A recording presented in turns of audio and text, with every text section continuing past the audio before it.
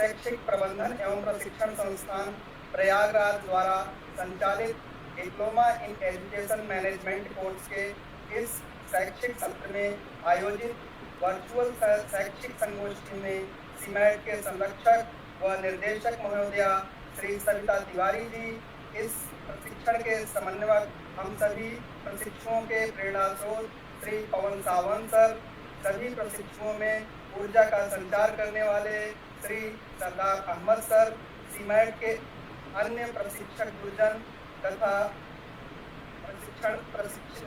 प्रशिक्षु साथियों, मैं अभिषेक कनौजिया आज के शैक्षिक संगोष्ठी में आप सभी का हार्दिक स्वागत व अभिनंदन करता हूँ।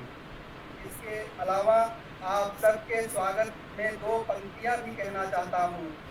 स्वीकार किया आमंत्रण, स्वीकार किया आमंत्रण, स्वीकार किया आमंत्रण, रखा हमारा मान, कैसे करें कृतज्ञता, स्वागत है श्रीमान। जैसा कि हम सभी जानते हैं कि शैक्षिक संगोष्ठी किसी विषय या प्रकरण पर आधारित होती है। इसको प्रस्तुत करने के लिए अतिथि वक्ता की आवश्यकता होती है। आज की अतिथि वक्ता प्रभा देवी आदर्श कन्या इंटर कॉलेज मुरादाबाद से सुश्री मंजू देवी जी हैं और आपका संगोष्ठी विषय माध्यमिक विद्यालयों की शिक्षा में गुणवत्ता एवं बुनियादी आवश्यकता से विषय से है। यह विषय भारत जैसे विकासशील देश के लिए एक ज्वलंत मुद्दा है, क्योंकि गुणवत्तापरक शिक्षा से ही विद्यालयों से योग्य नागरिक निकाले जा सकते हैं। ऐसे नागरिक अपने ग्रोथ से देश के चहुमुखी विकास के लिए अपना योगदान दे सकते हैं। अतः मैं आमंत्रित करूंगा सुश्री मंजू जी को कि आप वर्चुअल सीट से इस महत्वपूर्ण विषय पर प्रकाश डालकर हम सभी को लाभान्वित करें। आदरणीय मंजू जी।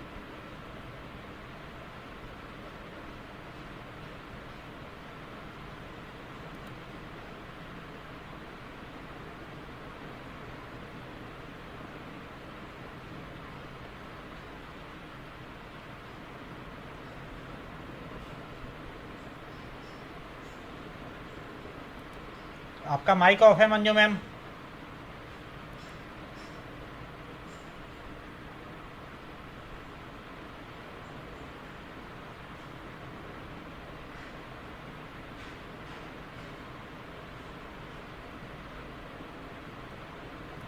मंजू मैम आपकी स्क्रीन प्रेजेंट है और आपका माइक ऑफ है। मंजू मैम आपका माइक शायद बंद है क्या?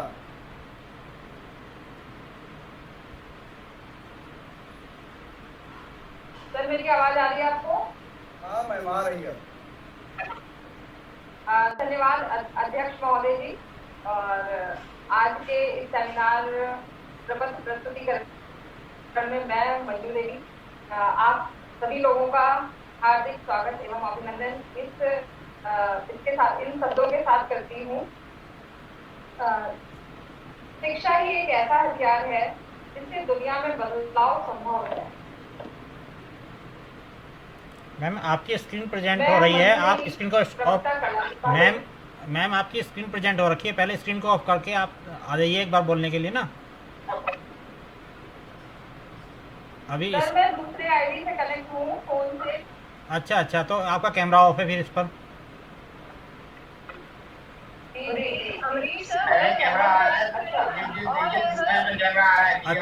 अच्छा ठीक है मेरे पास में कुछ दिक्कत आ रही होगी। एक आईडी देखिए सर मंजू जी वाली। मंजू मैम थोड़ा सा बस स्ट्रेट हो रही है मैम, थोड़ा सा आप सीधा सामने आवा। हाँ ठीक है जी ओके। अध्यक्ष धन्यवाद अध्यक्ष महोदय। मैं इन शब्दों के साथ अपने इस सेमिनार प्रपत्र का प्रस्तुतिकरण करूंगी। शिक्षा ही एक ऐसा हथियार है जिससे दुनिया में बदलाव संभव है। मैं मंजू देवी प्रवक्ता कला प्रभा देवी आदर्श कन्या इंटर कॉलेज मुरादाबाद से सर्वप्रथम अपने माता पिता को प्रणाम करते हुए इस सेमिनार प्रपत्र प्रस्तुतिकरण में CMAT की निदेशक महोदय श्रीमती सरिता तिवारी मैम, समन्वयक महोदय श्री पवन सावंत सर, जो कि आज मेरे सेमिनार प्रपत्र के मार्गदर्शक भी हैं, और सरदार अहमद सर, एक्सपर्ट पैनल के सभी सदस्य तथा सदन में उपस्थित सभी लोगों का स्वागत एवं अभिनंदन करती हूँ। आज इस सेमिनार CMAT वेबिनार में मैं माध्यमिक विद्यालय में गुणवत्ता एक बुनियादी आवश्यकता से संबंधित प्रपत्र के साथ उपस्थित हूँ। इस प्रपत्र प्रस्तुतिकरण श्रृंखला में शिक्षा, उसके प्रकार, परिभाषाएं, माध्यमिक शिक्षा का महत्व, माध्यमिक शिक्षा का उद्देश्य, विभिन्न आयोगों में माध्यमिक शिक्षा, पाठ्यक्रम एवं उसका क्रियान्वयन, इस माध्यमिक स्तर पर मनोवैज्ञानिक दृष्टिकोण के साथ माध्यमिक शिक्षा का स्वरूप किस प्रकार होना चाहिए, सतत एवं व्यापक मूल्यांकन, विद्यालय अभिलेख आदि गुणवत्ता की बुनियादी आवश्यकताओं पर चर्चा करेंगे। अब मैं अपने प्रपत्र के प्रथम चरण की ओर उन्मुख होती हूँ। सर, मेरी स्क्रीन विजिबल है?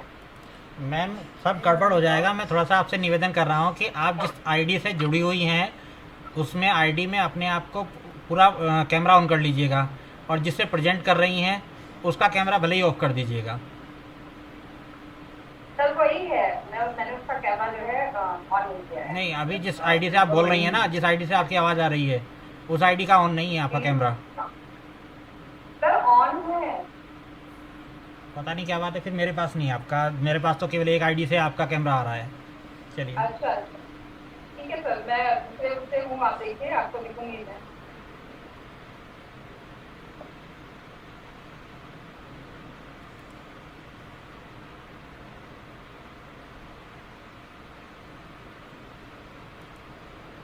तो सर्वप्रथम हम शिक्षा की बात करते हैं। तो शिक्षा वास्तव में है क्या? तो उपनिषद में शिक्षा को कहा गया है कि यह मुक्ति का मार्ग है, सा विद्या विमुक्ते। फिर है शिक्षा का शाब्दिक। थोड़ा विजुअल हो जाइए, इससे दिख नहीं रही हैं आप प्रेजेंट नहीं हो पा रही फर्स्ट वाले जो है आईडी से। सर मैं दूसरी आईडी से भी विजुअल नहीं हूँ किसी को। पहले में तो दूसरे में तो आपका वो दिख रहा है जो पीपीटी है, और पहले वाले में आप नहीं दिख रही हैं।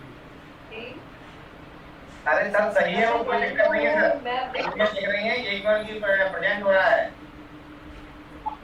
दिख रहा है, क्लियर है, कोई दिक्कत नहीं है। कोई बात आपका पीपीटी भी आ रहा है, आप भी तो वही दिख रही है। शिक्षा का शाब्दिक अर्थ, अगर हम शिक्षा को समझें तो शिक्षा का जो शाब्दिक अर्थ है उसमें इसका जो लिया जाता है वो है ज्ञान, विषय और प्रक्रिया। थोड़ा सा शिक्षा के संबंध में मैं इसकी उत्पत्ति के विषय में चर्चा करूंगी। शिक्षा शब्द की व्युत्पत्ति शिक्ष धातु से हुई है, जिसका अर्थ है सीखना, विद्या प्राप्त करना या ग्रहण करना। अंग्रेजी भाषा में शिक्षा को परिलक्षित करने के लिए एजुकेशन शब्द का प्रयोग किया गया है, और लैटिन भाषा में इसे एजुकेटम कहते हैं। फिर है शिक्षा का संकुचित अर्थ। शिक्षा के संकुचित अर्थ के अनुसार जो शिक्षा हमें विद्यालयों में दी जाती है, महाविद्यालयों में दी जाती है, विश्वविद्यालयों में दी जाती है, ऐसी शिक्षा से है। उसके बाद शिक्षा के आधुनिक अर्थ पर विस्तृत अर्थ, शिक्षा का विस्तृत अर्थ। इसमें अनौपचारिक शिक्षा है, जिसमें यह माना जाता है कि शिक्षा एक ऐसी प्रक्रिया है जो जीवन पर्यंत चलती है। मानव जन्म से मृत्यु तक होने वाली जो पूरी प्रक्रिया है वो शिक्षा में आती है। इसके बाद हम बात करते हैं सतत शिक्षा की। सतत शिक्षा एक ऐसी शिक्षा है जिसमें हमारा संपूर्ण विकास होता है, जो लगातार चलती रहती है। जब हम बालक होते हैं, जब हम किशोर होते हैं और जब हम युवा होते हैं। इसके बाद शिक्षा आधुनिक शिक्षा परिप्रेक्ष्य में शिक्षा की परिभाषाएं। आधुनिक शिक्षा के परिप्रेक्ष्य में कुछ परिभाषाएं हैं, जिनमें से मैं महात्मा गांधी जी की परिभाषा को कोट करूंगी। शिक्षा से मेरा तात्पर्य बालक तथा व्यक्ति के शारीरिक, मस्तिष्क तथा आत्मा का सर्वोत्तम विकास करना है। फिर आपकी जो परिभाषा है उसमें विवेकानंद जी द्वारा जो कहा गया, मानव के अंतर्निहित पूर्णता की अभिव्यक्ति ही शिक्षा है। यहाँ पर इन्होंने आंतरिक जो हमारी पूर्णता है उस पर बल दिया है। नेक्स्ट हम आते हैं माध्यमिक शिक्षा का महत्व एवं आवश्यकता।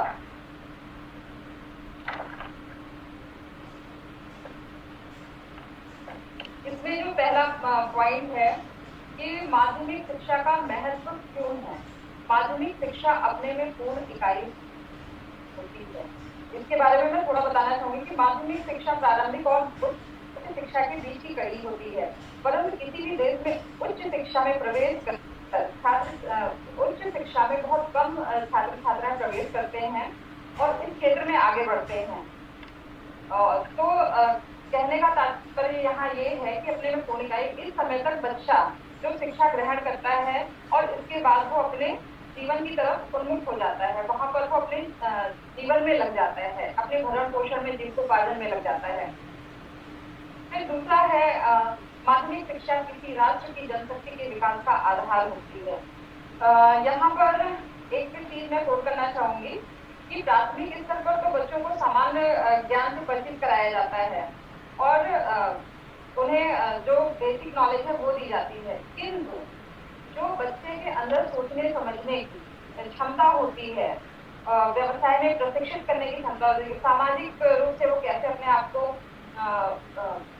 उस समाज से अपने आप को कनेक्ट करे, उसकी शिक्षा यहाँ पर दी जाती है। तो एक जो जनशक्ति के विकास का आधार है वो माध्यमिक शिक्षा पूरा करती है। फिर तीसरा है माध्यमिक शिक्षा बच्चों के निर्माण की शिक्षा है, नागरिकता की शिक्षा है। माध्यमिक स्तर पर किशोर बच्चे और बच्चियां अध्ययन करते हैं। जब मनुष्य के बनने बिगड़ने और बिगड़ने का समय था, हम सब जानते हैं कि जो 14 से 18 वर्ष के बच्चे होते हैं उनमें बहुत सारे चेंजेस होते हैं। वो आंतरिक भी होते हैं, वो बाह्य भी होते हैं। आंतरिक रूप से उसमें बहुत सारे जो फिजिकल चेंजेस हो रहे होते हैं, हार्मोनल चेंजेस हो रहे होते हैं, और दूसरा जो बाह्य रूप से होते हैं वो होता है उसकी पाठ्यक्रम में बदलाव। उस समय वह बहुत अपने भविष्य को लेकर चिंतित होता है। फिर हमारा जो चौथा बिंदु है इसमें वो है माध्यमिक शिक्षा उच्च शिक्षा का आधार है। जब हम बात करते हैं कि माध्यमिक शिक्षा की आवश्यकता क्यों है, तो इस पर जो सबसे मुख्य चीज है माध्यमिक शिक्षा, उसमें ये है कि ये एक पुल की तरह काम करता है। बच्चे के उच्च शिक्षा में प्रवेश करने से पहले वो हम माध्यमिक शिक्षा में होता है और उस माध्यमिक शिक्षा के दौरान वह अपना सामाजिक, अपना बौद्धिक, अपना संवेगात्मक बहुत सारा विकास करता है। और जब इन विकासों के साथ वो इस उच्च शिक्षा प्राप्त करता है तो निसंदेह वह बहुत अच्छी उच्च शिक्षा को न केवल प्राप्त करता है बल्कि उसे अपने जीवन में बोधगम्य भी बना करके अपने जीवन को सरल बना लेता है। फिर हमारा जो अगला पॉइंट है वह है भारत में माध्यमिक शिक्षा अधिकांश व्यक्तियों के लिए पूर्ण शिक्षा है। जैसा कि हम सभी जानते हैं कि भारत हमारा विकासशील देश है और इसमें सभी लोगों के लिए उच्च शिक्षा की व्यवस्था कर पाना संभव नहीं है और बहुत सारे बच्चे हमारे उच्च शिक्षा की तरफ उन्मुख नहीं होते हैं। तो हम ये कह सकते हैं कि भारत में माध्यमिक शिक्षा अधिकांश व्यक्तियों के लिए पूर्ण शिक्षा है। इसलिए जो माध्यमिक स्तर पे हम शिक्षा देते हैं उसमें हम एक मास कम्युनिटी को मतलब तो हमारा जो हमारे एक जन समूह है हम उसे शिक्षित करते हैं। उसके बाद नेक्स्ट है हमारा माध्यमिक शिक्षा का उद्देश्य क्या है। अब हम बात करते हैं कि माध्यमिक शिक्षा का उद्देश्य क्या है। तो माध्यमिक शिक्षा का उद्देश्य, जैसा कि मैंने आपको पहले बताया कि जो हमारी माध्यमिक शिक्षा है उस समय हम बहुत सारी चीजों का निर्माण कर चुके होते हैं और अपनी निर्मत पर ही हम उच्च शिक्षा में प्रवेश करते हैं। तो माध्यमिक शिक्षा का उद्देश्य क्या क्या है? व्यक्तित्व का विकास करना, बच्चे की इस समय तो पर्सनालिटी डेवलप हो चुका होता है।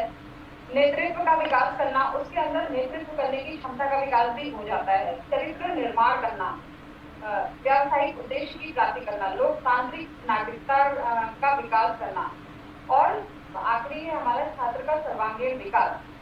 मतलब हम देखें तो माध्यमिक शिक्षा भावी जीवन के प्रति, भावी समाज के प्रति एक बुनियाद का कार्य करती है। नेक्स्ट हम आते हैं, यहाँ पे मैं बताना चाहूंगी कि माध्यमिक विद्यालयों में गुणवत्ता एक बुनियादी आवश्यकता विभिन्न आयोगों द्वारा, इसको मैंने बहुत डिटेल नहीं रखा है क्योंकि इसमें बहुत सारी चीजें आगे बहुत सारे लोगों ने बताई हुई हैं। तो माध्यमिक शिक्षा से रिलेटेड जो विविध आयोग थे, इसमें राधाकृष्णन आयोग था, नायर आयोग था, कोठारी आयोग था 1964, राष्ट्रीय शिक्षा नीति 1986, डेलर्स आयोग 1990 से 93। फिर 1993 में यूनेस्को का एक सम्मेलन हुआ जिसमें उन्होंने अधिगम शिक्षा अधिगम के 4 निर्धारित जो उन्होंने 4 उद्देश्य निर्धारित किए, वो थे बनना सीखना, यहाँ पे टाइपिंग मिस्टेक हो गई है तो ये यूनेस्को नहीं है यहाँ पर, करना सीखना, जानना सीखना, एक साथ रहना सीखना, लर्निंग टू लिव टुगेदर। फिर नेशनल कैरिकुलम फ्रेमवर्क में भी हमारे माध्यमिक शिक्षा की बात आती है। फिर राष्ट्रीय माध्यमिक शिक्षा अभियान रमसा, जिसे हम रमसा के नाम से जानते हैं, जो कि 2009 में 11वीं पंचवर्षीय योजना के साथ हमारे यहाँ आया। इसके बाद नेशनल कैरिकुलम फ्रेमवर्क 2015 में भी माध्यमिक शिक्षा की बात हुई है। फिर आज हमारे सामने इस पैंडेमिक काल में राष्ट्रीय शिक्षा नीति 2020 आई, जिसमें बहुत सारी चीजों को संशोधित किया गया कि किस तरीके से बच्चे अपने अभिरुचि के अनुसार अपनी शिक्षा को माध्यमिक स्तर पर प्राप्त कर सकते हैं। फिर है पाठ्यक्रम। पाठ्यक्रम के संबंध में ये है कि शिक्षा में गुणवत्ता लाने का प्रमुख कारक पाठ्यक्रम को माना जाता है। समस्त विद्यालय एवं शिक्षा का संचालन पाठ्यक्रम द्वारा होता है, इसीलिए पाठ्यक्रम का निर्माण छात्रों के स्तर के अनुसार किया जाए। जैसा कि हम देखते हैं कि जो भी हमारे पाठ्यक्रम का निर्धारण होता है वो बच्चों के एज के अकॉर्डिंग होता है कि किस एज में बच्चा किस तरह की चीजों को समझेगा, किस तरह की चीजों को जानेगा। इसके बाद एक अगर हम वैसे देखें तो पाठ्यक्रम जिसका अर्थ होता है दौड़ का मैदान, वह दौड़ का मैदान जिस पर दौड़कर बच्चा अपने जीवन में बनाए गए उद्देश्यों में लक्ष्य की प्राप्ति करता है। अब जो सबसे इम्पोर्टेंट बात आती है वो है किशोरावस्था में शिक्षा का स्वरूप। किशोरावस्था में शिक्षा के स्वरूप में मैं कुछ चीज ऐड करना चाहूंगी, क्योंकि हम सभी जानते हैं कि हमारे किशोरावस्था के बच्चे होते हैं और इस किशोरावस्था में बच्चे बहुत सारे चैलेंजेस को फेस कर रहे होते हैं, बहुत सारी चीजों में वो कंफ्यूज होते हैं अपने सब्जेक्ट को लेके, अपने स्ट्रीम को लेके। इवन वो एक कह लीजिए कि उनके लिए बहुत संक्रमण का काल होता है, संक्रमण काल उसको कह सकते हैं हम। इसमें जो है अब यहाँ पे बात ये उठती है कि हम बात कर रहे हैं माध्यमिक विद्यालयों की शिक्षा में गुणवत्ता एक बुनियादी आवश्यकता। यहाँ पर मैंने एक मनोविज्ञान के अनुसार, एक मनोदशा के अनुसार उस समय का हमारा जो पाठ्यक्रम होना चाहिए वो कैसा होना चाहिए। मतलब ये कि क्वालिटी एजुकेशन जिसकी हम यहाँ पर चर्चा कर रहे हैं, वो क्वालिटी एजुकेशन हम किस तरीके से मनोवैज्ञानिक आधार पर बच्चे को प्रोवाइड करवा सकते हैं। तो इसमें मैंने उसके साइकोलॉजिकल एस्पेक्ट को लिया है और फिर उसे मैंने उसकी को करिकुलर एक्टिविटीज से जोड़ दिया है, जिसमें पहला है इसका शारीरिक विकास के लिए शिक्षा। जैसा कि हम जानते हैं कि हमारा बच्चा बड़ा हो रहा होता है और जो 14 से 18 वर्ष की आयु होती है वो बहुत इम्पोर्टेंट होती है। शारीरिक विकास के लिए शिक्षा में मैं कहूँगी कि किशोरावस्था में शरीर में अनेक क्रांतिकारी परिवर्तन होते हैं जिनको उचित शिक्षा प्रदान करके शरीर को सबल और सुडौल बनाने का उत्तरदायित्व एक गुणवत्ता युक्त शिक्षा या कहें माध्यमिक शिक्षा के ऊपर उसका उत्तरदायित्व होता है, अतः उसे निम्नलिखित का आयोजन करना चाहिए। तो यहाँ पर मैंने जो को करिकुलर एक्टिविटीज है तो उससे उसके इस आस्पेक्ट का कैसे विकास होगा उसको मैंने दिखाया है। आप देख रहे होंगे यहाँ पर एनसीसी के बच्चे हैं, तैराकी है, योगा है, तो इसमें बहुत सारी चीजें हम अपने विद्यालय स्तर पर को करिकुलर एक्टिविटीज के तहत करा सकते हैं। खेल कूद, आंतरिक तथा बाह्य, इंडोर आउटडोर गेम, सामूहिक ड्रिल, तैरना, नौका चलाना, सैनिक शिक्षा एवं एनसीसी, सामूहिक परेड, साइकिल चलाना, कुश्ती, बागवानी, व्यायाम। दूसरी बात हम करते हैं मानसिक विकास के लिए शिक्षा। अब यहाँ पे बात उठती है कि उसके हम मेंटल उसके मानसिक विकास के लिए हम किस तरह की शिक्षा दें ताकि उसका जो मेंटल लेवल है वो बढ़ जाए, उसके अंदर सोचने समझने की शक्ति पैदा हो जाए। तो यहाँ पर किशोर की मानसिक शक्तियों का सर्वोत्तम और अधिकतम विकास करने के लिए शिक्षा का स्वरूप, उसकी रुचियों। अब मैं यहाँ पे एक बात कहना चाहूंगी कि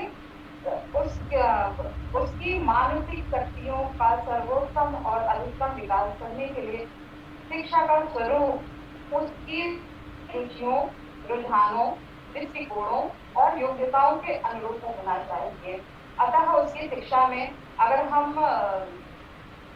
कुछ इन सारी चीजों को ऐड कर दें तो निसंदेह उसकी जो शिक्षा है वो गुणवत्तापरक होगी, जिसमें मानसिक विकास के लिए वाद प्रतियोगिताएं, भाषण प्रतियोगिताएं, तत्कालीन भाषण प्रतियोगिताएं जो कंटेम्परेरी आस्पेक्ट से जुड़ी हुई हों, विस्तार भाषण, कहानी लेखन प्रतियोगिताएं, तत्कालीन प्रश्नोत्तर और कविता का उच्चारण, निबंध लेखन।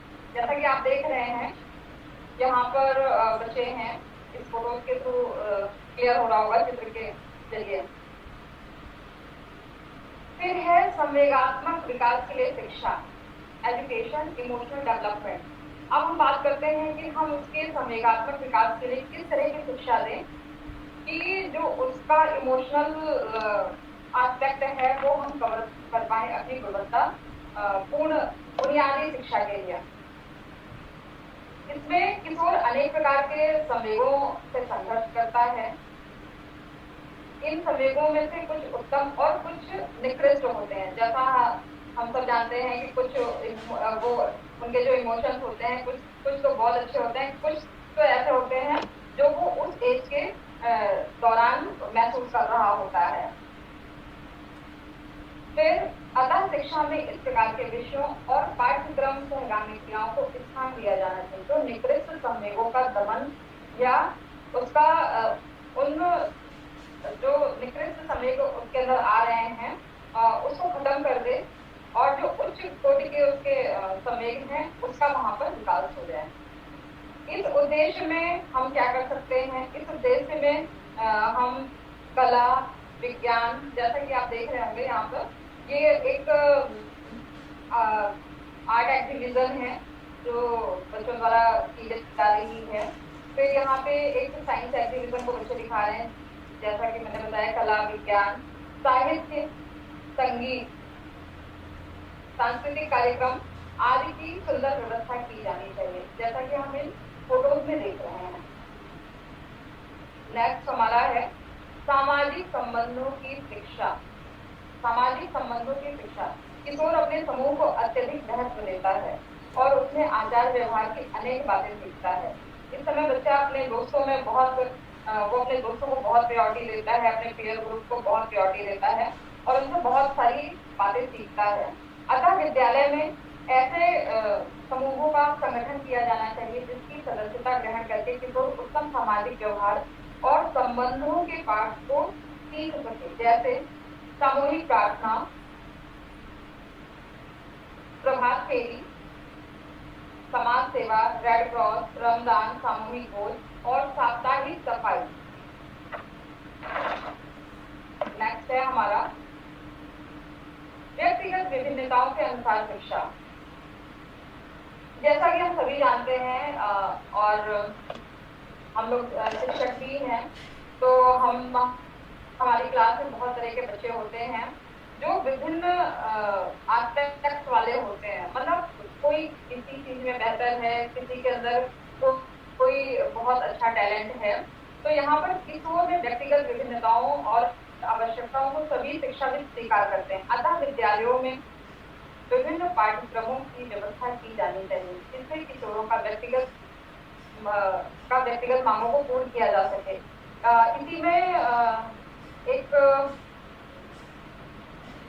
सेकेंडरी एजुकेशन का एक कोटेशन है, मैं उसको ऐड करूंगी। कथन है, हमारे माध्यमिक विद्यालयों को छात्रों की विभिन्न प्रवृत्तियों, रुचियों और योग्यताओं को पूर्ण करने के लिए विभिन्न शैक्षिक कार्यक्रमों की व्यवस्था करनी चाहिए, जैसे सहकारी समिति, बाल सभा, स्कूल बैंक, स्थानीय तथा केंद्रीय संस्थाओं में भ्रमण।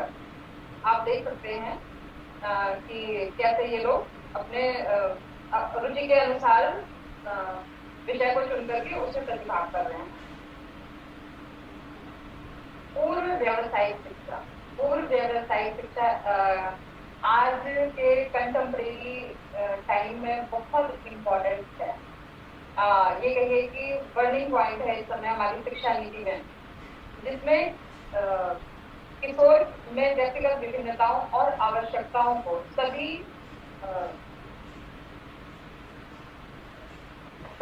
शिक्षाविद स्वीकार करते हैं। अतः विद्यालयों में विभिन्न पाठ्यक्रमों की व्यवस्था की जानी चाहिए जिससे किशोरों का व्यक्तिगत मांगों को पूर्ण किया जा सके। इस बात पर बल देते हुए यहाँ पे लिखा गया कि उनको उनके अकॉर्डिंगली शिक्षा देनी चाहिए। सॉरी, मैंने शायद ऊपर वाला बता दिया। मैं पूर्व व्यावसायिक शिक्षा की बात करती हूँ। भावी जीवन में किसी न किसी व्यवसाय में प्रवेश करने की योजना पूर्व व्यावसायिक शिक्षा के अंतर्गत आता है, किंतु वह यह नहीं बच्चा जो कि हमारा किशोरावस्था में होता है, वह यह नहीं जानता है कि हमें हमारे लिए क्या बेहतर है।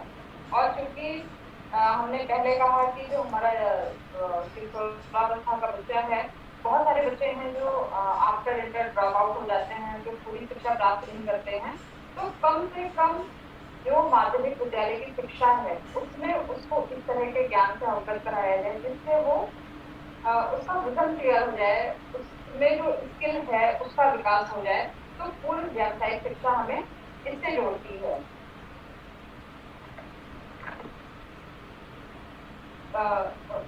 किशोरावस्था के बच्चे को इस बात का ज्ञान प्रदान करने के लिए विद्यालय में कुछ व्यवसायों की प्राथमिक शिक्षा दी जानी चाहिए। इसी बात को ध्यान में रखकर हमारे देश के बहुउद्देशीय विद्यालयों में व्यावसायिक विषयों की शिक्षा की व्यवस्था की गई है, जैसे बालकों के लिए मोबाइल रिपेयरिंग। अब मैं यहाँ पे दो चीज कहूंगी। वैसे तो अब जो शिक्षा नीति आई है उसने ये लिंग भेद को खत्म कर दिया है कि साफ लड़की है तो ये कर सकती है, लड़का है तो ये कर सकता है। नहीं, दोनों ही बराबर काम कर सकते हैं। लेकिन फिर भी जो एक गॉड गिफ्टेड नेचर है कि जो गर्ल चाइल्ड होता है हमारा, वो एक पर्टिकुलर जगह पर उसका इंटरेस्ट होता है और जो बॉय होता है उसका अपने तरह का इंटरेस्ट होता है। तो यहाँ पे मैंने इसको थोड़ा सा बताया है कि बालकों के लिए mobile repairing, computer repairing, AC repairing आदि, तथा बालिकाओं के लिए शिल्प संबंधी क्रियाएं जैसे सिलाई, कढ़ाई, बुनना, कपड़ा तैयार करना, मिट्टी के खिलौने, लकड़ी के खिलौने, रसोई का सामान, इन सारे जो हमारी वोकेशनल एजुकेशन है उसे हम दे सकते हैं, जिससे उसका वो अगर आगे उच्च शिक्षा नहीं भी प्राप्त कर रहा है तो उसके अंदर कितनी समझ जरूर पैदा हो जाए, उसका बौद्धिक विकास उतना जरूर हो जाए कि वो जब आगे अपने भावी जीवन की तरफ बढ़े तो उसके अंदर कहीं भी कंफ्यूजन नहीं। फिर है जीवन दर्शन की शिक्षा। जीवन दर्शन की शिक्षा। किशोर अपने जीवन दर्शन का निर्माण करना चाहता है, पर उचित पथ प्रदर्शन के अभाव में वह ऐसा करने में असमर्थ रहता है। इस कार्य का उत्तरदायित्व विद्यालय पर है। कहने का आशय ये है कि इस समय बच्चे के लिए कुछ चीजें आइडियल होती हैं, अगर उसे हम प्रॉपर गाइडेंस दे दें तो उसकी अपनी फिलॉसफी डेवलप हो जाती है, दर्शन डेवलप हो जाती है। दर्शन से आशय मेरा यहाँ यह भी है कि हम या तो एक -5 की तरफ बढ़ते हैं या +5 की तरफ बढ़ते हैं। तो अगर बच्चे को माध्यमिक विद्यालयों में, अगर माध्यमिक विद्यालयों द्वारा और माध्यमिक विद्यालयों में अगर प्रॉपर काउंसलिंग गाइडेंस और काउंसलिंग की व्यवस्था है, तो बच्चों में इस तरह की जो कंफ्यूजन क्रिएट होती है कि वो अपना एक दर्शन डेवलप नहीं कर पाता है, तो वहां पर बहुत सारी चीजों के जरिए, बहुत सारे क्रियाकलापों के जरिए हम उसके अंदर दर्शन डेवलप कर सकते हैं। जैसे हर किसी के सोचने का तरीका बिल्कुल अलग होता है। कोई चॉक को केमिकल की तरह देखता है, COCA3, और कोई उसी चॉक को सिलेंडर के फॉर्म में देखता है। तो हर किसी का अपना दर्शन है। तो उसके जो काउंसलर है, जहाँ जो गाइडेंस दे रहा है उसको, तो उसे उस समय की, उसी युवावस्था की जो उसके मन स्थिति को समझ करके उसे प्रॉपर गाइडेंस दे करके हम इस एस्पेक्ट पर उसकी मदद कर सकते हैं। फिर है धार्मिक व नैतिक शिक्षा। धार्मिक व नैतिक शिक्षा से मैं यहाँ पर ये बात बताना चाहूंगी कि आप देख रहे होंगे कि बच्चों ने बहुत सुंदर सा यहाँ पे साथ में रह करके, एक ये नैतिक शिक्षा ही है कि हम साथ में रह करके मिलकर काम करेंगे तो वह काम बहुत अच्छा होगा। जैसे अकेला चना पहाड़ नहीं हो सकता है, तो कुछ इस तरह का कॉन्सेप्ट कि बच्चे जब साथ में होते हैं तो वो बहुत उत्साह से बहुत अच्छा काम करते हैं। और रही धार्मिकता की बात, तो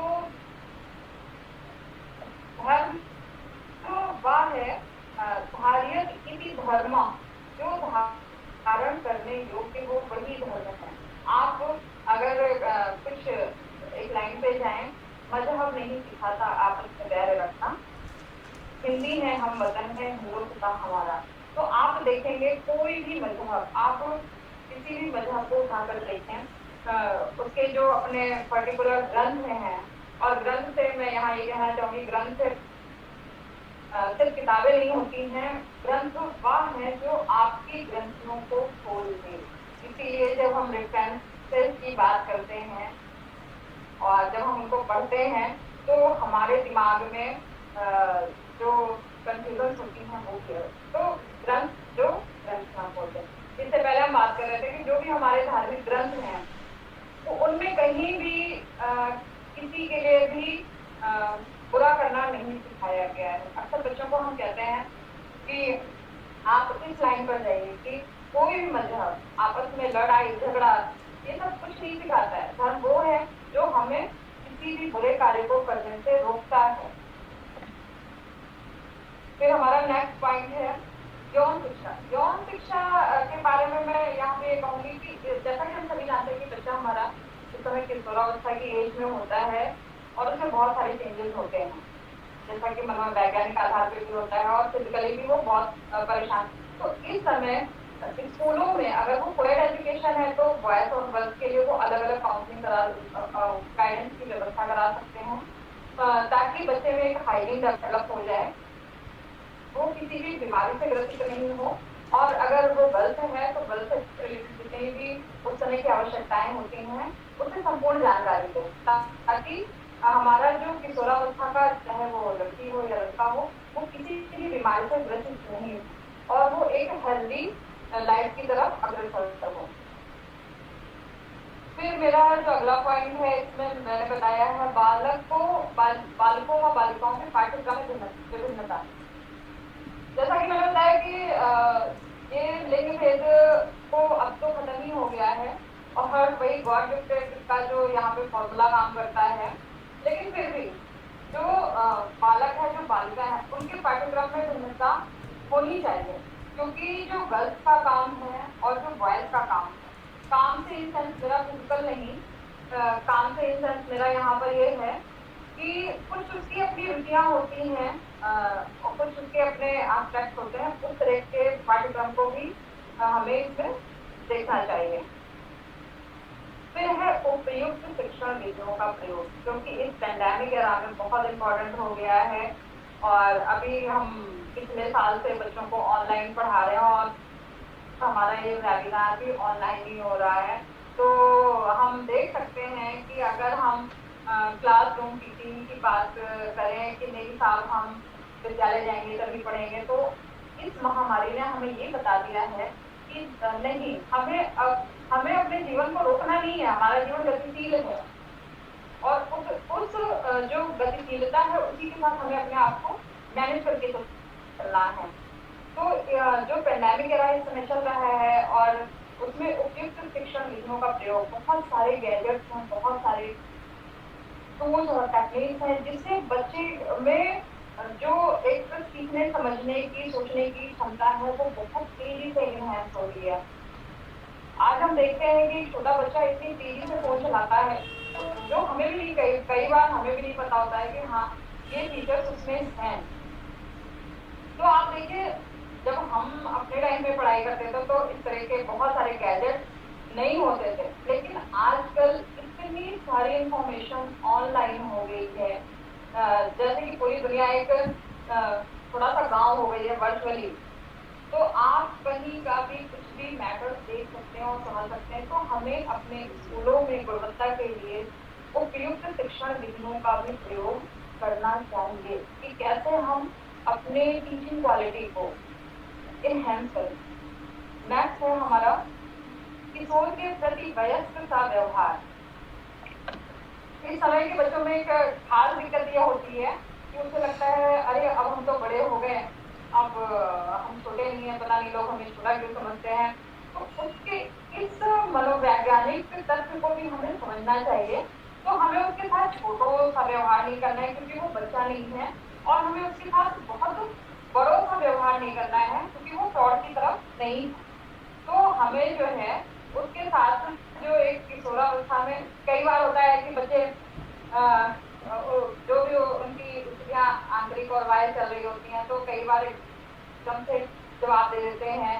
तो हमें उस समय उसके व्यवहार को अडॉप्ट करना चाहिए कि हाँ ठीक है, इस एज में थोड़ा सा बच्चे के अंदर ये हो जाता है। फिर हमें उसको प्रॉपर उसकी काउंसलिंग करनी चाहिए कि अच्छा ठीक है, तुमने उस समय वो हरकत की तो तुमने क्यों की। तो जब हम उससे बात करेंगे तो शायद हम उसके जो व्यवहार है किशोरावस्था का उसको समझ के उसे एक प्रॉपर गाइडेंस दे सकते हैं, और अगर उसे काउंसलिंग की जरूरत है तो हम काउंसलिंग भी कर सकते हैं। तो ये भी क्वालिटी एजुकेशन में आता है। किशोर के महत्व को मान्यता, रिकॉग्निशन। इस समय बच्चों में अपने आप को महत्व बड़ी इम्पोर्टेंस दी जाती है। अच्छा हमने ये कह दिया, जैसा कि पहले फैमिलीज होती थी, अब तो फैमिलीज में सब डेमोक्रेटिक हो गया है कि हाँ अगर हमें मार्केट जाना है तो हम उस बच्चे से भी पूछते हैं कि तुम्हें कुछ तो नहीं चाहिए, या वो बच्चा हमारे साथ जाता है तो हम उससे पूछते हैं कि तुम्हारी अपनी कोई आवश्यकता तो नहीं है। तो इस तरीके से जब हम बच्चे को इम्पोर्टेंस देते हैं, जैसा कि हम अपनी इन क्लासेस में भी सीखते हैं लेक्चर्स में कि अगर एक बच्चा है और उसने अच्छा काम किया, अगर हम 2 शब्द उसे प्यार से कह दें, उसकी प्रशंसा कर दें, तो वो इतना खुश होता है। और उसको जब पता होता है कि अच्छा मैंने ये काम किया और मुझे प्रशंसा मिल रही है, तो वो फिर उस काम को और बेहतर तरीके से करने की कोशिश करता है। तो यहाँ पर हमें उसको बहुत संभालने की जरूरत है। हमें बिल्कुल उससे रिजल्ट होने की जरूरत नहीं है। उसकी जो उस समय की उसका संक्रमण काल है उसको समझ करके उसको इम्पोर्टेंस देनी है। फिर है अपराध प्रवृत्ति पर अंकुश। जैसा कि यहाँ पे मैं मनोवैज्ञानिक सारे एस्पेक्ट को लेकर के बात कर रही हूँ उसके, तो यहाँ पर जब उनसे प्रॉपर बात करेंगे और उसको हम महत्व देंगे तो बच्चा आपराधिक प्रवृत्तियों की तरफ नहीं जाएगा। उस पर विद्यालय, पेरेंट्स और समाज अंकुश लगा सकता है। उसे हमें एक बहुत अच्छी गाइडेंस देने की जरूरत होती है कि क्या आपके लिए सही है और क्या आपके लिए नहीं सही है। क्योंकि इस एज में बहुत सारे पीयर ग्रुप होते हैं, वो कहते हैं अच्छा तुमने ये नहीं किया, अच्छा तुम तो अभी बड़े नहीं हुए। तो हमें वहां पे उसे बहुत अच्छे से समझाने की जरूरत है। फिर है किशोर निर्देशन, गाइडेंस, जो अभी एक हमारे पॉइंट को भी बता रहा था।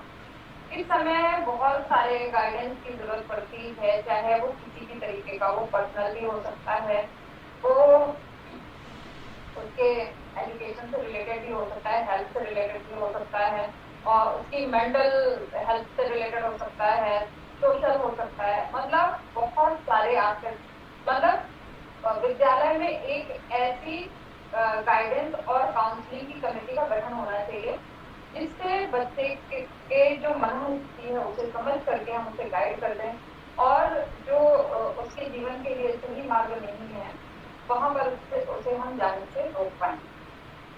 तो यहाँ पे गाइडेंस एंड काउंसलिंग, और फिर यहाँ पे देखिए काउंसलर और बहुत सारी चीजें हैं कि सपोर्ट है, एडवांस है, एम्पावर है, स्ट्रेंथ है, प्लान, बहुत सारी चीजें हैं। नेक्स्ट, सतत एवं व्यापक मूल्यांकन। सतत एवं व्यापक मूल्यांकन की जब हम बात करते हैं तो ये बहुत इम्पोर्टेंट हो जाता है।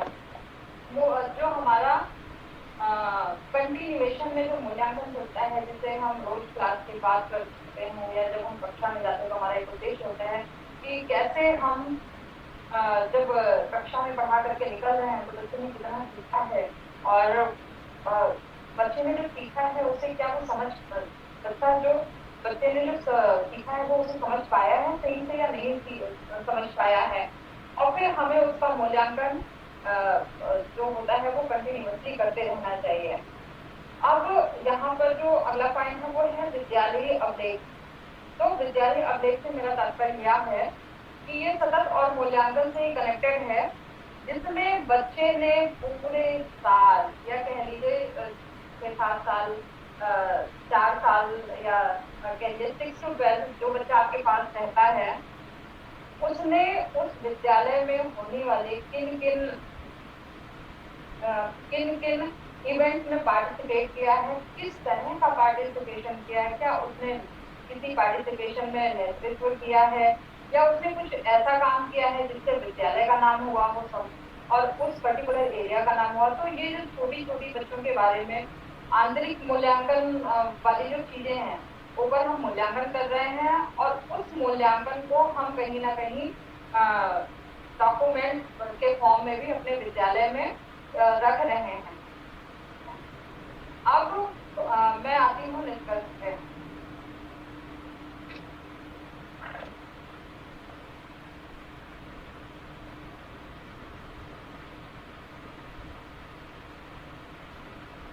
यहाँ यह कहना सारगर्भित होगा कि मनुष्य के सर्वांगीण विकास से जितने भी हमने एस्पेक्ट देखे उसके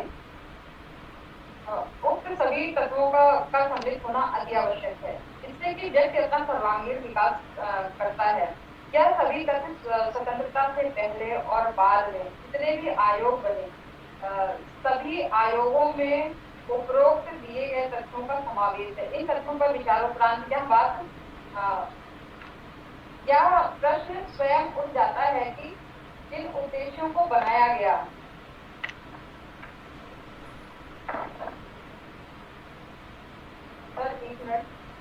जिन उद्देश्यों को बनाया गया उनको प्राप्त कैसे किया जाए, तथा अब हमने यहाँ पे बात कर ली कि हमने बहुत उद्देश्य बना लिए, हमारी पूरी कमेटी थी उसने उद्देश्य बता दिए कि माध्यमिक विद्यालय में शिक्षा क्यों आवश्यक है।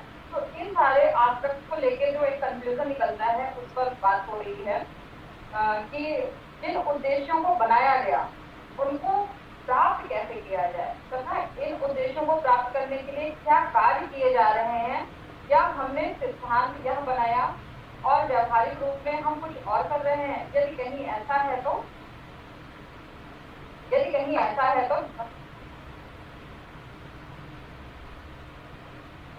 मेरी आवाज आ रही है? जी आ रही है मैम। यदि कहीं ऐसा है मैडम आ रही है।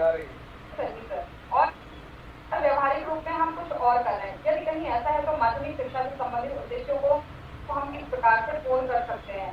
उदाहरण के लिए मैं यहाँ कहना चाहूंगी कि यदि हमें यूनिवर्सिटी जाना है और सीनेट हॉल जाना है और हम प्रवेश भवन की तरफ बढ़ रहे हैं, तो क्या कभी हम सीनेट हॉल पहुंच पाएंगे? शायद कभी नहीं पहुंच पाएंगे। तो अब सवाल यह उठता है कि हम पहुंचेंगे कैसे? अब जब हमारा लक्ष्य ही है, अब मैं यहाँ पे सारे लक्ष्यों को यहाँ पे थोड़ा कंबाइन करूंगी कि जब हमारा लक्ष्य ही है सर्वांगीण विकास करना, चरित्र निर्माण करना, लोकतांत्रिकता का विकास करना, नागरिकता का विकास करना, आदि की तरफ हम बढ़ भी रहे हैं अथवा नहीं, ये हमें सोचने की आवश्यकता है। देखा जाए तो सैद्धांतिक रूप से सभी आयोगों की संस्कृति पर एक ही मत है कि बच्चे में जो क्वालिटी होनी चाहिए वो जो है उसका लोकतांत्रिक विकास हो जाए और उसका सामाजिक विकास हो जाए, उसका चरित्र निर्माण हो जाए, और इन सारी चीजों को लेकर के जो हमने एक बनाया कि सैद्धांतिक रूप से सभी उपयोगों, सभी आयोगों की संस्कृति पर एक मत है। किंतु व्यवहारिक दृष्टि से देखें तो वर्तमान में माध्यमिक शिक्षा का उद्देश्य अब केवल परीक्षा पास करना, नौकरी प्राप्त करना, या कुछ विद्यार्थी हैं उनमें जो जिनका लक्ष्य होता है कि हम विश्वविद्यालय में प्रवेश प्राप्त कर उच्च शिक्षा की डिग्री लेना मात्र रह गया है। इस प्रकार जब लक्ष्य हमारा नौकरी, परीक्षा और प्रवेश हो गया तो हमारा मूल लक्ष्य जो था उससे हमने अपने आप को स्वतः ही दूर कर दिया। अतः सिद्धांत में हम कुछ और बात कर रहे हैं और व्यवहार में हम कुछ और कर रहे हैं, तो गुणवत्ता तो स्वतः ही समाप्ति की ओर चली गई, चाहे इसे व्यवस्था द्वारा, विद्यालय द्वारा या शिक्षकों द्वारा समाप्त कर दिया गया। क्योंकि माध्यमिक शिक्षा में गुणवत्ता को लेकर हमने जो उद्देश्य बनाए थे, जो व्यवहारिक रूप में किसी और प्रकार से प्राप्त कर, जिसे हम व्यवहारिक रूप में किसी और प्रकार से प्राप्त कर रहे हैं। क्योंकि स्वतंत्रता प्राप्ति के पश्चात माध्यमिक शिक्षा में बहुत तेजी से विकास हुआ, फिर उसमें वृद्धि तो हुई किंतु वह संख्यात्मक वृद्धि हुई, उसमें गुणात्मकता नहीं हुई, उसकी जो गुणात्मक वृद्धि थी वो वह नहीं हो पाई। इस प्रकार कहा जा सकता है कि शिक्षकों का भी अभाव है, और कहना अतिशयोक्त नहीं होगा कि गुणवत्ता युक्त प्रशिक्षित शिक्षकों की कमी है। जहाँ एक बात मैं और कहना चाहूंगी कि यूजीसी की तरह आज भी हमारे यहाँ माध्यमिक शिक्षा को रेगुलेट करने के लिए कोई रेगुलेटरी बॉडी नहीं है। जैसे यूजीसी उच्च शिक्षा की गुणवत्ता को, परीक्षा प्रणाली के मानक को, अनुसंधान के मानक को तय करने के लिए एक स्वतंत्र ऑटोनोमस बॉडी है, वैधानिक संस्था है, किंतु माध्यमिक स्तर पर शिक्षा की गुणवत्ता को मापने के लिए ऐसी कोई भी स्वतंत्र वैधानिक संस्था नहीं है जो कि पूरे देश की माध्यमिक शिक्षा को नियंत्रित करता हो, एक स्टैंडर्ड सेट करता हो। इस प्रकार कहा जा सकता है कि हम, अब मैं यहाँ पे एक चीज और कोट करना चाहूंगी, यहाँ पे मैंने यूजीसी की बात की है, तो यूजीसी ने जो अपने मानक निर्धारित किए, उन्होंने कहा कि हम थर्ड ईयर के बच्चों को बिना परीक्षा लिए पास नहीं करेंगे, हम फर्स्ट ईयर के बच्चों को तो प्रमोट कर देंगे, लेकिन सेकेंड ईयर के बच्चों का एग्जाम हम लेंगे। अब वह एग्जाम का तरीका कुछ भी हो सकता है। तो कहने का आशय यहाँ ये है कि उन्होंने कहा कि जब बच्चा आखिरी साल में होगा तो हम उसका एग्जाम लेंगे, और बिना एग्जाम के गुणवत्ता हम कैसे मेंटेन करेंगे। तो इस तरीके से हम देख सकते हैं कि जिस तरीके से यूजीसी ने एक मानक बनाया और उस मानक को वो इस पैंडेमिक टाइम में भी पूरा कर रहा है, तो इस तरह की जो क्वालिटी वाली जो क्वालिटी को मापने का जो एक तरीका है, तो यूजीसी की तरह हमें जो एक संस्था है, हमें भी एक जरूरत है ऐसी ऑटोनोमस बॉडी की। फिर हम बात करते हैं पाठ्यक्रम की। पाठ्यक्रम से आते हैं दौड़ का मैदान, जिस पर दौड़ कर छात्र जीवन के लक्ष्य को प्राप्त करता है। अब यहाँ विचार नहीं है कि जीवन के लक्ष्य को प्राप्त करना है तथा कैरिकुलम में कैरिकुलम संशोधन का विषय है, किंतु इसमें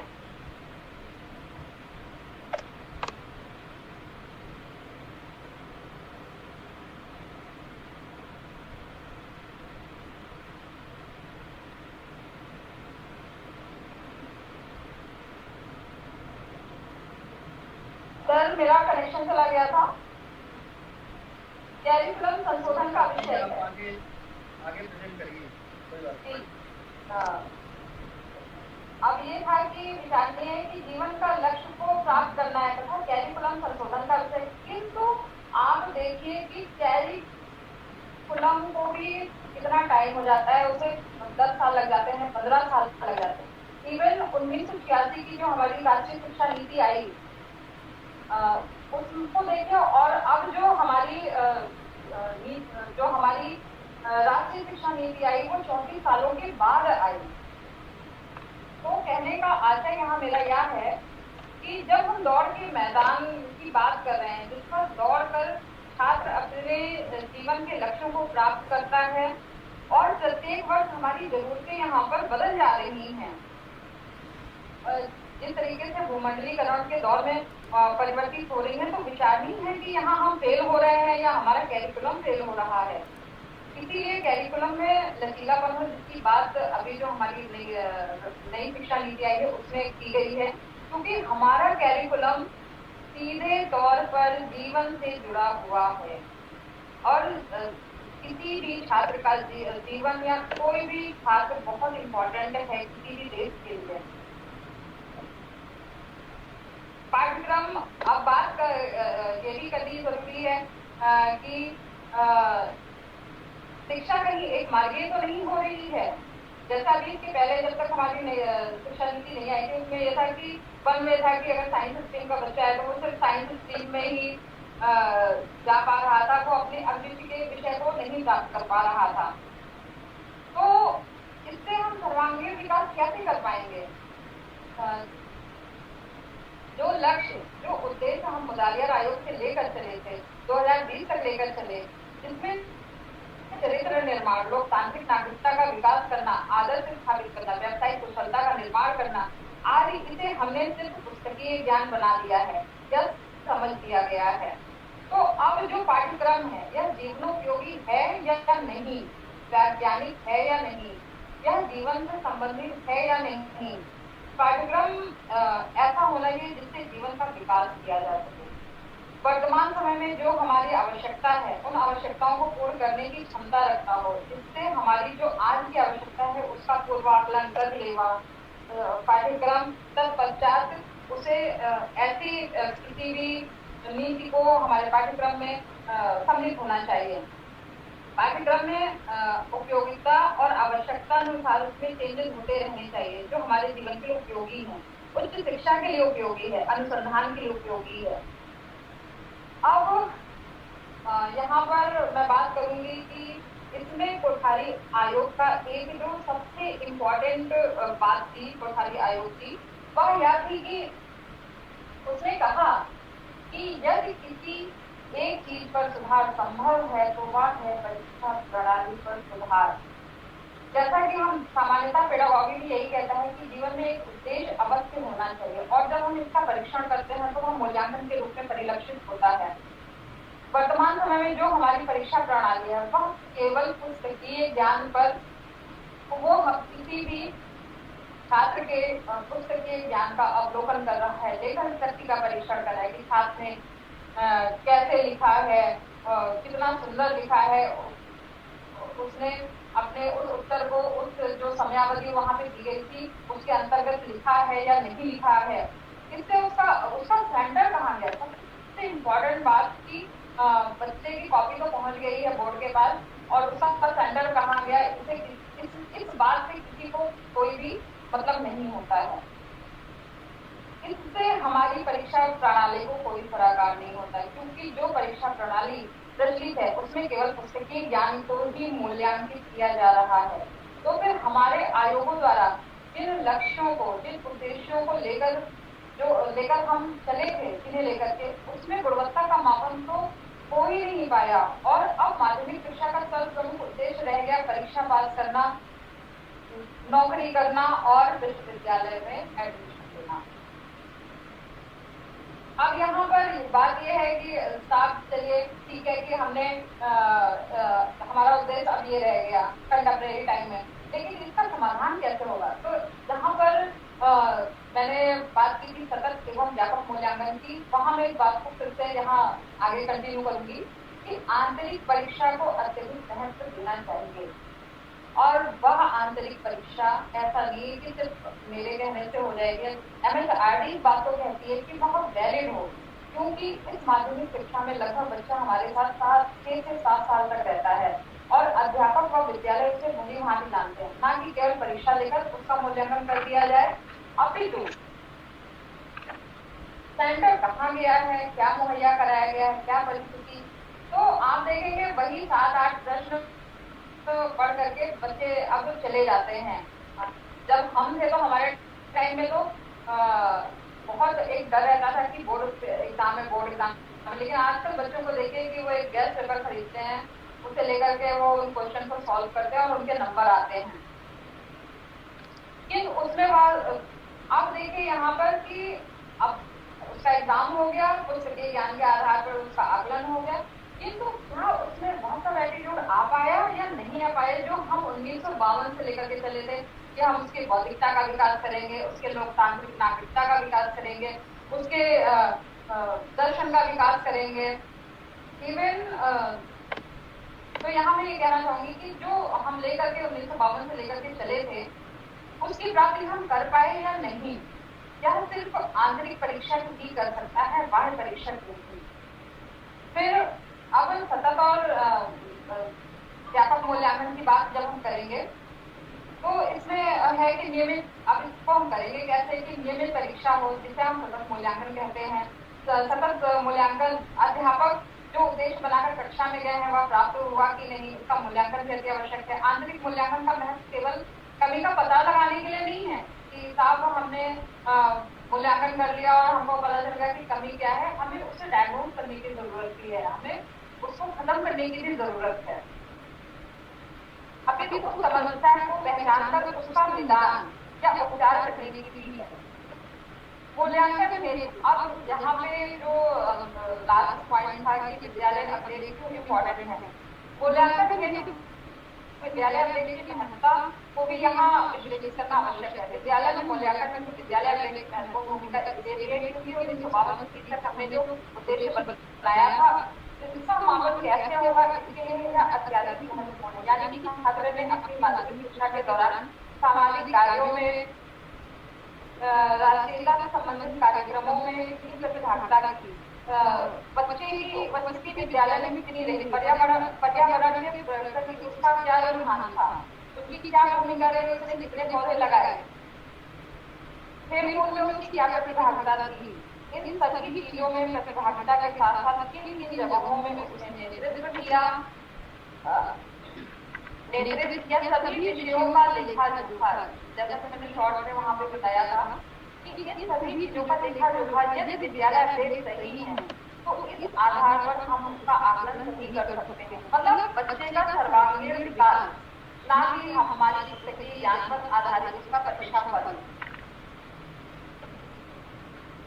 फिर इसमें एक बात ये भी आती है कि अब बच्चे की जब हम इंटरनल एस्पेक्ट की बात कर रहे हैं तो उसका अपने अध्यापक के साथ क्या उसका रोल है, उसका अपने साथियों के साथ बिहेवियर कैसा है, अगर लड़का है तो लड़कियों के साथ उसका कैसा कोऑर्डिनेशन है, और लड़कियां हैं तो लड़कों के साथ उसका कैसा बिहेवियर है। इन सभी चीजों की जो बात आती है वो विद्यालय अभिलेखों द्वारा हम इसको उसके आंतरिक मूल्यांकन को कर सकते हैं। इस आधार पर फिर शिक्षा नीतियों में जो बात हुई कि हाँ हमारी शिक्षा नीतियाँ भी बहुत इम्पोर्टेंट है और इस पैंडेमिक काल में बहुत जरूरी है।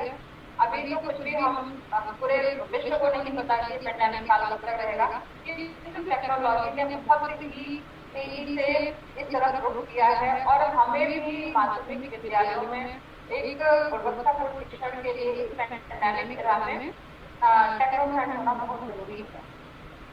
तो इसी के साथ मैं अपनी बात को समाप्त करती हूँ। धन्यवाद। धन्यवाद मंजू मैडम। आपने मैडम प्रेजेंटेशन ऑफ कर दीजिए पहले आप अपना ना, मंजू मैडम प्रेजेंटेशन ये प्रेजेंटेशन ऑफ कर दीजिए अपना। ऑफ हो गया सर? नहीं, स्टॉप प्रेजेंटेशन पे क्लिक करना है आपको। बीच में आइए जहाँ से आपने प्रेजेंट शुरू किया था ब्लू सा हो रहा है, एक रेड बटन दिखाई दे रहा है नीचे, स्क्रीन शेयर पे सर। हाँ इसको क्लिक कीजिए, स्टॉप प्रेजेंटेशन। हाँ thank you. Okay thank you sir. धन्यवाद मंजू मैडम। आपने अपने संगोष्ठी विषय से संबंधित लगभग सभी बिंदुओं पर प्रकाश डाला तथा माध्यमिक विद्यालय की गुणवत्ता व बुनियादी शिक्षा की आवश्यकता के लिए बहुत ही अकाट्य तर्क रखे। शायद आपके सुझाव को तंत्र अमल में लाए तो माध्यमिक विद्यालयों का कायाकल्प होना संभव है। मैं पुनः आपको धन्यवाद देता हूँ। अब मैं अपनी बातों को ज़्यादा न बढ़ाते हुए सदन के सदस्यों से आह्वान करता हूँ कि मंजू मैडम द्वारा प्रस्तुत किए गए संगोष्ठी पत्रक से संबंधित जो भी जिज्ञासा या प्रश्न आपके मन में है, आप सब पूछ सकते हैं। सदन के अध्यक्ष की अनुमति है? हाँ, मैं अनुमति है। Thank you sir. Manju ma'am, मैं प्रभा मैडम बोल रही हूँ। आपने बहुत अच्छा प्रस्तुतिकरण किया है। मेरा प्रश्न यह है कि क्वालिटी एजुकेशन में आज के समय में शिक्षक की क्या भूमिका है? जी मैम, बहुत सुंदर प्रश्न आपने पूछा है कि क्वालिटी एजुकेशन में शिक्षक की क्या भूमिका है।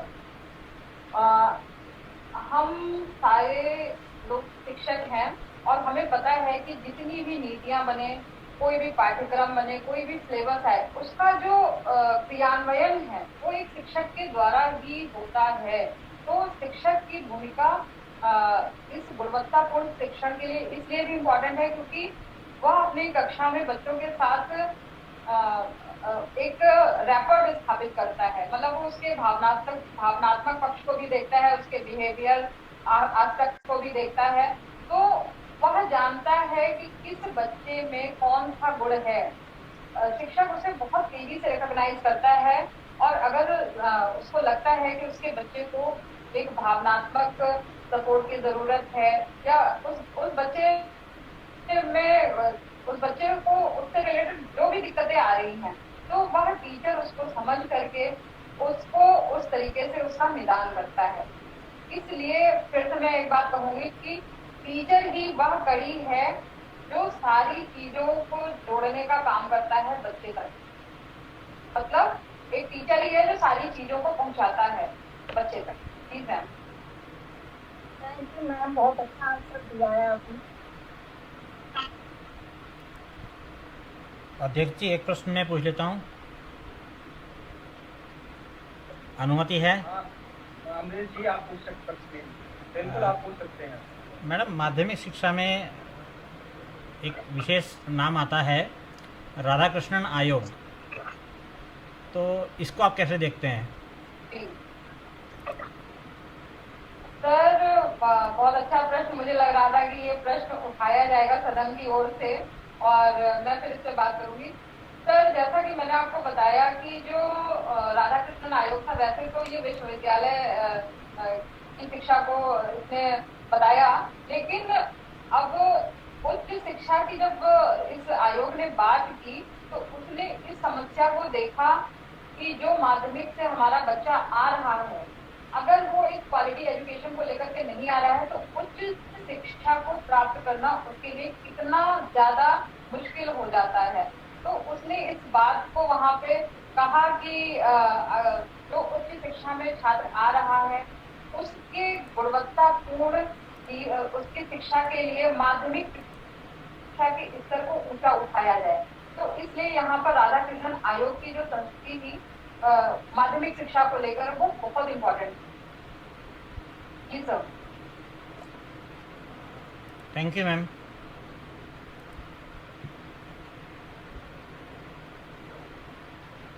और कोई? हाँ, अतुल जी, आपको अनुमति दी जाती है। धन्यवाद अध्यक्ष महोदय, आपने मुझे अनुमति दिया। मैडम, आपने बहुत अच्छा प्रस्तुतिकरण दिया है। एक बार थोड़ा मैं जानना चाह रहा हूँ, आपके अनुसार किशोरावस्था को आप माने कैसे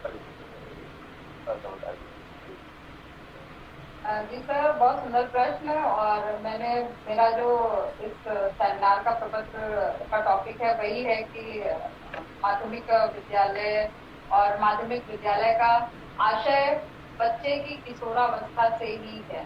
किशोरावस्था की जब हम बात करते हैं तो जो 14 से 18 वर्ष की आयु होती है वह आंतरिक रूप से भी और बाह्य रूप से भी बहुत कंफ्यूजन वाली एज होती है। और उस समय बच्चे के जो व्यक्तित्व विकास की जो बुनियाद पड़ती है वो वहीं से पड़ जाती है। और हम जैसा कि जानते हैं कि अगर हमारी बुनियाद बहुत मजबूत होगी तो हम उससे बहुत ऊपर तक प्रोग्रेस कर सकते हैं, विकास कर सकते हैं।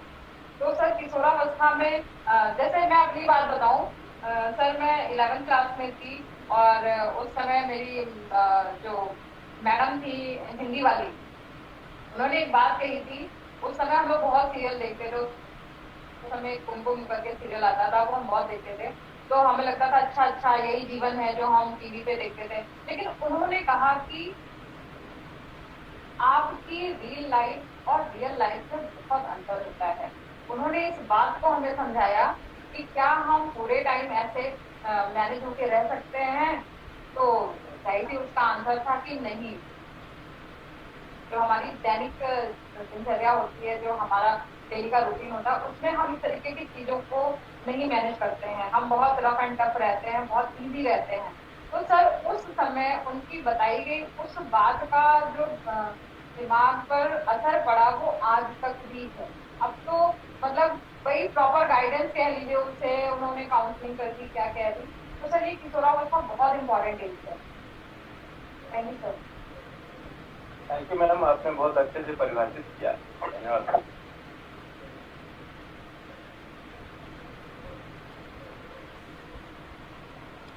और सदन के कोई सदस्य प्रश्न पूछना चाहते हैं? क्या प्रश्न है?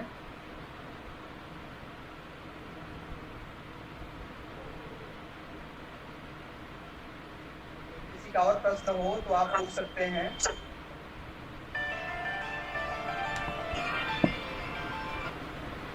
शायद आपने हाँ कोई बोलना चाहते हैं? नहीं, इससे तो मैं करता ही हूँ, अपनी लैपटॉप वगैरह सब इसी से करता हूँ। जी अध्यक्ष महोदय, मैं एक बात और इसमें ऐड करना चाहूंगी कि जिस आंतरिक डेवलपमेंट की हम बात करते हैं, जिस एक्सटर्नल डेवलपमेंट की हम बात करते हैं, उसमें मुझे जो लगता है, जैसा मैं अक्सर बच्चों से बात करती हूँ, तो उसमें एक चीज ये होता है कि हम देखते तो दोनों आंखों से हैं, लेकिन हम काम क्या करते हैं? हम काम करते हैं किसकी आंख का। मैं बच्चों से कहती हूँ हमारी कितनी आंखें हैं, तो वो कहते हैं मैम 2। तो मैं कहती हूँ नहीं, 3 आंखें हैं।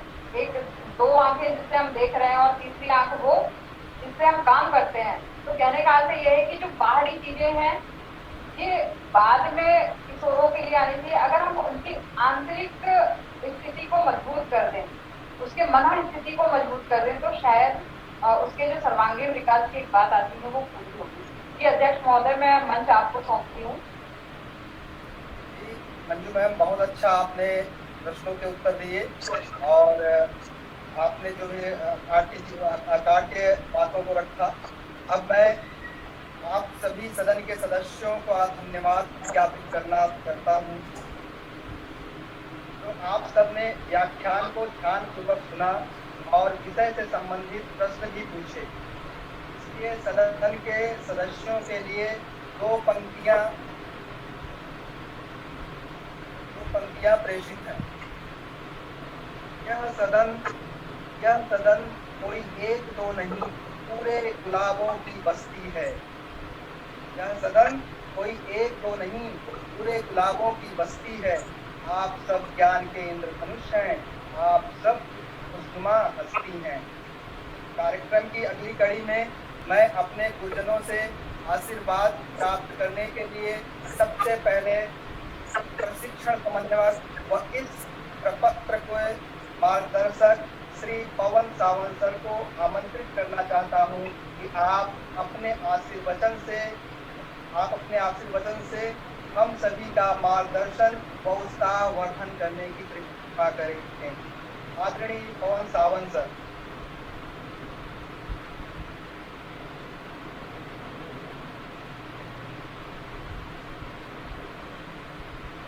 नमस्ते, आवाज नहीं आ रही आपकी।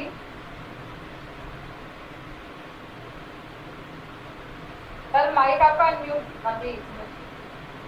धन्यवाद अध्यक्ष जी, बार बार सुन जाता हूँ भाई को। आप बहुत बढ़िया पुस्तक आज तैयार किया था और जो चाइल्ड की ओवरऑल डेवलपमेंट की बात की, सर्वांगीण विकास की बात की, ये बहुत महत्वपूर्ण है और हम सभी का ये दायित्व है कि हम समाज में जितना बहुत सारे बिंदुओं पर बातचीत ने फोकस किया है और जितने भी संभव हो सकते हैं उनकी एजुकेशन के साथ साथ उनके दैनिक पर पर उसके अंदर टैलेंट में से आपने बात किया वो बहुत ही महत्वपूर्ण था और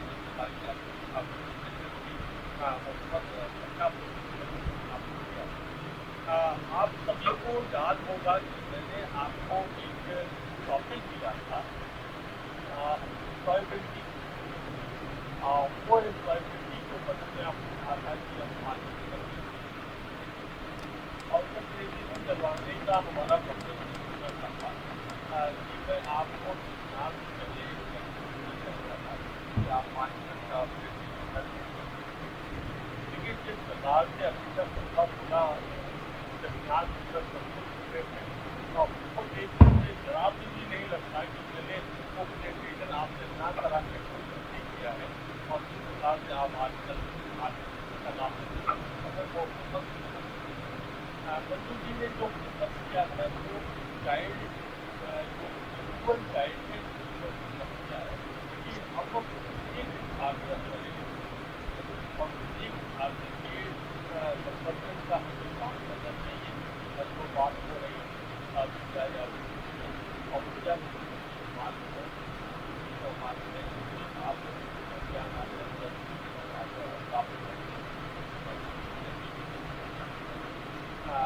इस प्रकार से आपका और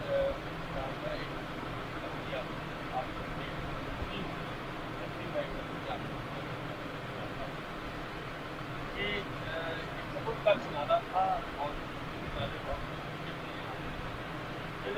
था कि एक और बात है वो समुद्र के किनारे था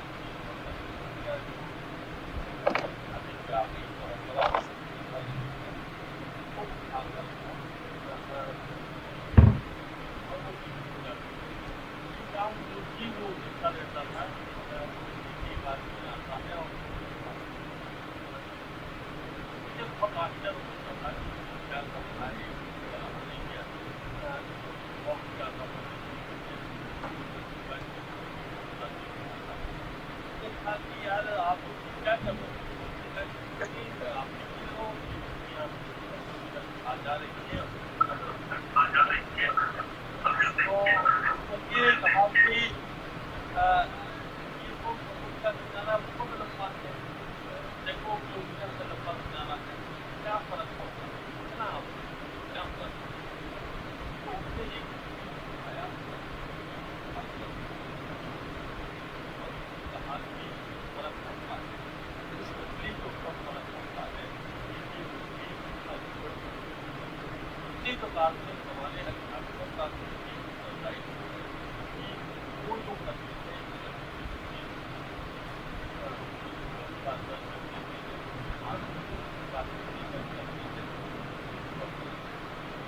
मुझे याद है आप सभी जानते हैं कि एक आपस के जो आदम होता है वो बहुत ज़्यादा और कई बार देखा है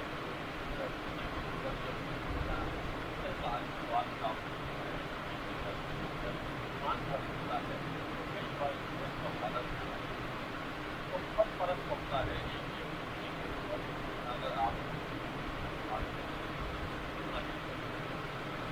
जाओ आप सभी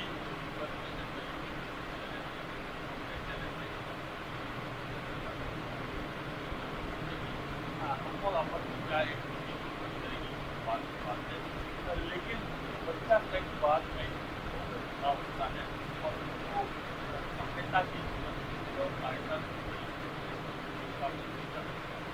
अगर शिक्षक उसकी मदद करते हैं तो काफ़ी कई बार कर जाता है बहुत लगाई का जो प्रेजेंटेशन था और जब प्रेजेंटेशन का पूरा बात करता जिसके बाद से गाइड का और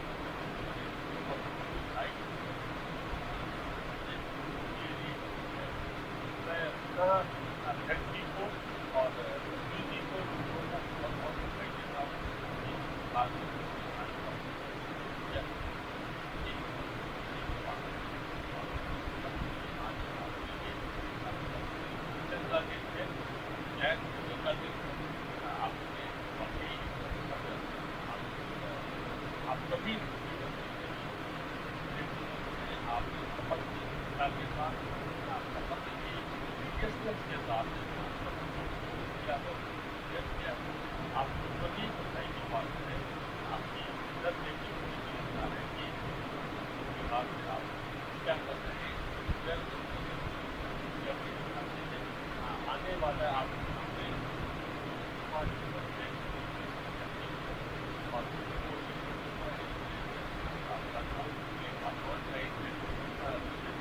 आपको अपना लाभ मिलेगा और दूसरों को भी लाभ मिलेगा। आपकी बात पूरा आपको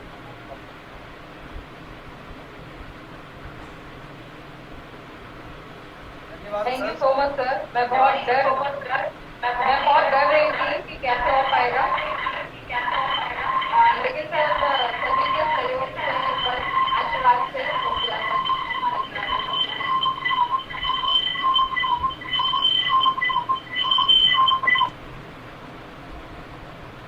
धन्यवाद सर। आप सबके सानिध्य में हम सभी प्रशिक्षु अपने व्यक्तित्व विकास में निरंतर वृद्धि कर रहे हैं। विद्यालय में जाने पर निश्चित ही हम सभी डैम के उद्देश्यों की पूर्ति के लिए सदैव प्रयासरत रहेंगे। फिर से आपका बहुत बहुत धन्यवाद सर। अब मैं आमंत्रित करूंगा कि हम सभी प्रशिक्षुओं में ऊर्जा का संचार करने वाले परम आदरणीय सरदार अहमद सर की आप वर्चुअल सीट से हम सभी का मार्गदर्शन व उत्साहवर्धन करने की कृपा करें। जी सरदार अहमद सर। थैंक यू अभिषेक कटोरिया जी, जो आपकी अध्यक्षता में जो आज सेमिनार के भी माध्यमिक विद्यालयों की शिक्षा में गुणवत्ता है बुनियादी आवश्यकता और सदन में भी सुना पत्रक की गुणवत्ता से भरा हुआ है। पत्रक की गुणवत्ता से भरा हुआ है। आपने बहुत अच्छे से तो बच्चों के लिए आवश्यक सरकार द्वारा बुनियादी चीजों को जैसे पवन की सारी बातों से मैं सहमत ये कहना चाहूँगा। आपने नेशनल लेवल की जो भी पॉलिसी है जो गवर्नमेंट की जो है और ऐसी रिसर्च के जरिए ये पत्रक सरकार किया है कि ये साधारण पत्रक ये बहुत अच्छा पत्रक आपने तैयार किया है और इसकी मेहनत की मुझे नजर आ रही है कि आप अपने जनों से और साथियों से और पूरा सपोर्टिंग जो भी आपका स्टाफ रहा है तो पत्रक को तैयार करना कोई आसान बात नहीं, लेकिन फिर भी आपने जो अपने पत्रक में पढ़ा और सदन ने सराहाया है उसके लिए आपको बहुत बहुत साथियों किसी पत्रक को तैयार करने में हमें रात दिन एक करना पड़ा और यही पत्रक नहीं, इस बैच के सारे लोग बहुत नई नई टेक्नोलॉजी को यूज कर रहे हैं, नवाचार नवाचार का जो यूज कर रहे हैं, इनोवेशन इन एजुकेशन और उसकी गुणवत्ता नजर आ रही है। आपके जो वेबिनार में आपके जो वक्तव्य में नोट्स आ रहे हैं वो एक आम पत्रक की नहीं लग रहा, बहुत राज्य स्तर का पत्रक लग रहा है और खासतौर से जो उसमें रिसर्च किए हुए हैं वो सदन के लिए बहुत एक आधार है। इस पत्रक को मैं सदन से भी विनती करना चाहूँगा कि आप इसको बार बार इसको 2 बार 3 बार और पढ़ें ताकि ये आने वाले समय में हमारे स्कूल में बच्चों के साथ इस पर वार्ता की जाए, इन पर और आने वाले समय में कॉन्फ्रेंस भी किया जाए, इन पर आने वाले समय में वेबिनार भी किए जाए। मैं बार बार इन चीज़ों पर फोकस देता हूँ क्योंकि हमने नया सीखा है तो हम बच्चों तक वो चीज़ नहीं। आज का एडवर्टीजमेंट का युग है तो आप भी डिजिटल एडवर्टीजमेंट इसका अपने साइट के पास अपने साथियों के पास जितना आज हमारा वेबिनार पत्रक है आप देखिए ये हमारा ग्रुप आईडी है उसको भी देखें और पहुँचाएँ लोगों तक, ताकि आपको लोग पहचाने, हाँ साहब हम भी वेबिनार कर रहे हैं, हम लोग सेमिनार और इस तरह के सेमिनार अपने कार्यों में हम कर रहे हैं। साथियों की चर्चा है कन्नौजिया की आपकी अध्यक्षता में और भी अच्छा पत्रक है, पत्रक है और आप दोनों लोगों को मैं साथियों सभी के लिए सूचना देना चाह रहा था। जैसे कि आप लोग सेमिनार को लास्ट में प्रेस और जो आ रहे हैं तो एक पेज का भी लगा और एक पेज और एक्स्ट्रा लगाए जो आपका प्रस्तुतिकरण कर रहा लोगों के प्रेस के वक्ता के और जो हमारे अध्यक्ष महोदय हैं उनकी जो डिजिटल स्क्रीन के आप फोटोग्राफ लें और एक पेपर उसका भी आप लगा दें ताकि ये लगे साहब इन लोगों ने क्वेश्चन किए और हमारे कन्नौजिया की अध्यक्ष है ऑपरेशन करना वार्ता के साथ और ये सारी और एक और इसको कंप्लीट हो जाए वो सब लोग इस पत्रक को जो व्हाट्सएप ग्रुप है या आज के बाद जो आप भेज रहे हैं वो भेजें ताकि हम उसका आगे का प्रोसेस अपने यहाँ काम कर सकें। मेरा सभी से अनुरोध है जो लोग अभी जुड़े भी नहीं हैं तो जो लोग रह गए आप प्लीज उनको भी बता दीजिए इस पत्रक को लगाएं और एक फोटोग्राफ का विशेष लगा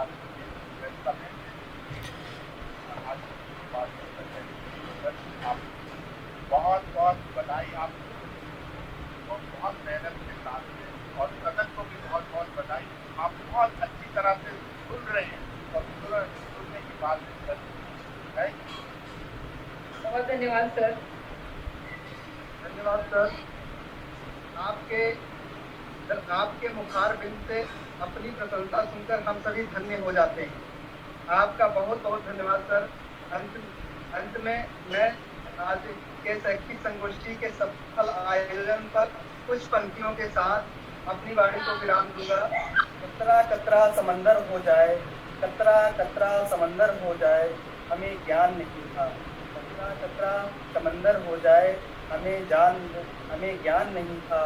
मुट्ठी में कैद अंबर हो जाए, मुट्ठी में कैद अंबर हो जाए, हमें अनुमान नहीं था।